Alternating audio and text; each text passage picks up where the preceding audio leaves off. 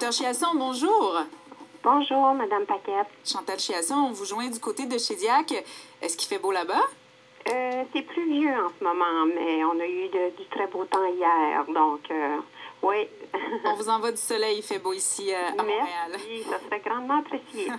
Docteur Chiasson, vous êtes dermatologue et là pour nous parler de rosacée. Et je pense que l'une des premières choses que l'on constate, c'est que les gens différencient mal la rosacée et la coupe rose. En fin de compte, la coupe rose, on peut probablement catégoriser la coupe rose comme une forme de rosacée. En fin de compte, là, dans la rosacée, il y a quand ça commence au tout début, il y a une forme bénigne qu'on appelle érythémato-télangiectasique ou vasculaire, qui est une rougeur diffuse aux endroits du visage comme le nez, les joues, le menton. Cette rougeur-là, diffuse-là, qui est parfois associée avec des vaisseaux sanguins, des petits vaisseaux rouges qu'on appelle des télangiectasies. Souvent, ça peut être appelé aussi juste tout simplement coupe rose.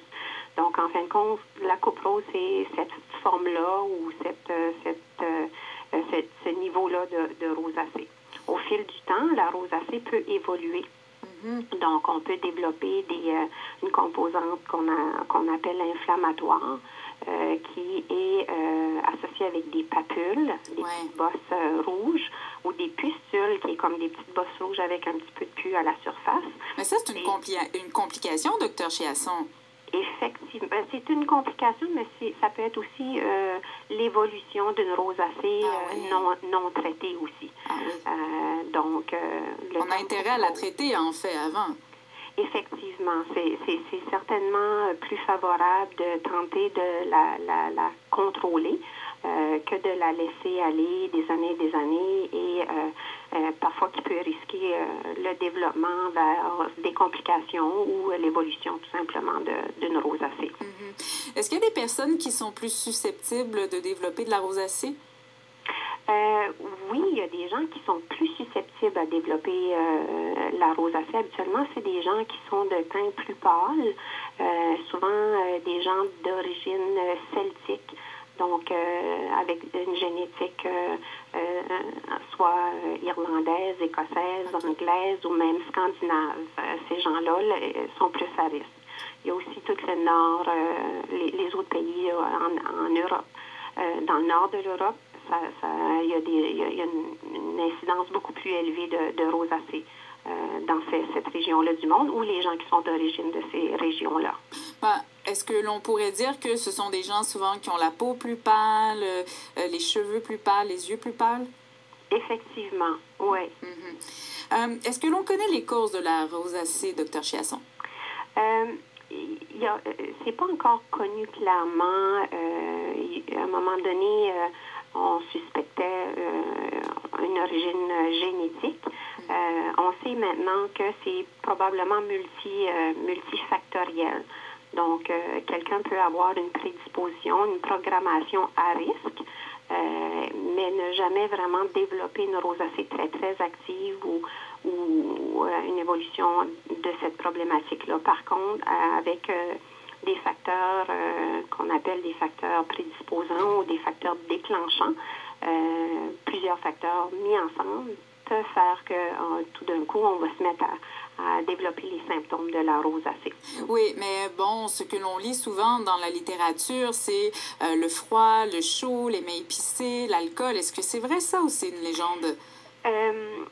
C'est intéressant de cette question-là parce que ce qui est souvent observé, c'est qu'il y a des facteurs de risque ou des facteurs déclenchants connus, mais souvent les gens, ça peut varier énormément.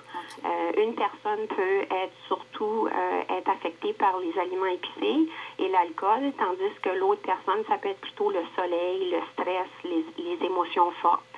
Donc, ce qui est important, c'est vraiment d'identifier pour soi-même quels sont nos facteurs de risque ou nos facteurs déclenchants qui sont personnels à nous.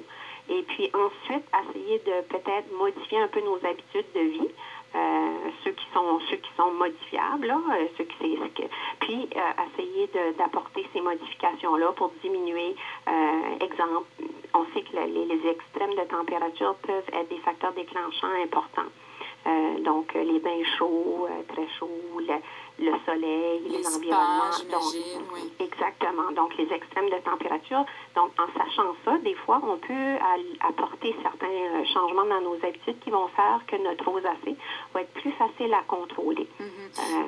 Docteur Chiasson, le temps file, je m'intéresse au traitement pour la rosacée. Est-ce qu'il y en a qui ont témoigné de leur efficacité?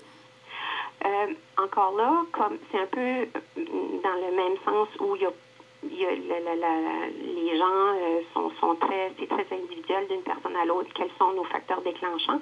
C'est un peu la même chose au niveau d'un traitement pour la rosacée. On parle de traitement, mais de façon générale, on parle en réalité, ce qu'on essaie de faire, c'est contrôler les symptômes. Ouais.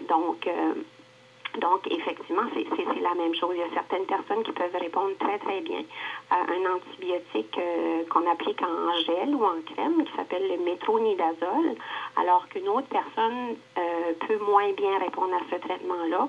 Et il faut, à ce moment-là, soit changer de traitement ou le combiner avec d'autres approches. Donc, les crèmes ou les gels, ce sont surtout de prescription. Ce sont des traitements qui sont habituellement utilisés en première ligne.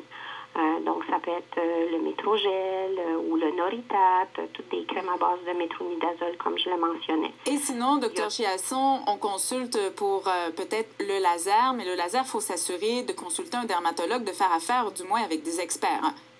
C'est certain que quand on approche, c'est recommandé parce que souvent dans la rosacée, comme on le mentionnait, c'est une évolution puis c'est une combinaison de symptômes qui peuvent se produire au fil des années. Donc, en allant consulter un généraliste ou un dermatologue qui a une bonne connaissance de cette condition-là, c'est certain qu'on améliore nos chances d'atteindre un niveau de contrôle qui est supérieur. Eh bien, merci beaucoup de ces éclaircissements, Dr. Chantal Chiasson. Vous êtes dermatologue, oui, et je rappelle qu'on vous joignait du côté de Shediac. Toujours un plaisir de parler aux gens qui sont un petit peu plus loin. Merci, Madame Merci. Paquette. Au revoir. Mathieu Tessier à la mise en onde, c'était Marianne Paquette au micro. Nous, on se donne rendez-vous demain. D'ici là, portez-vous bien. Bye bye.